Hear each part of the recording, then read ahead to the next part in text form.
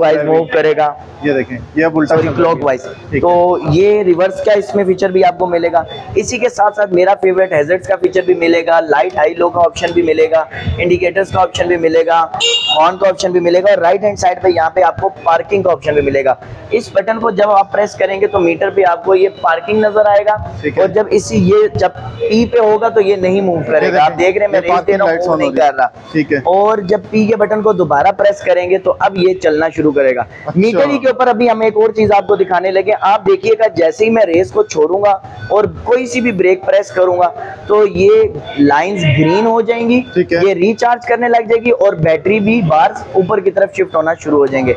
ये देखें, ये देखें आपने, इसका मतलब है कि ये रिचार्ज रीजनरेटिव टेक्नोलॉजी के साथ है। मतलब हमने कितने फीचर्स इसके बता दिए। सबसे पहले तो 12 इंच लाइरिंग टायर साइज के साथ, 12 इंच डिस्क रोटर के साथ, कंबाइंड ब्रेकिंग सिस्टम के साथ, ट्रैक्शन कंट्रोल सिस्टम के साथ, रिवर्स असिस्ट के साथ, हैजर्ड्स के फीचर के साथ, रीजनरेटिव टेक्नोलॉजी के साथ और अभी और भी बड़े फीचर है, आगे चल के बताते हैं। सारे भी सुनने मेरे भाइयों। बिल्कुल।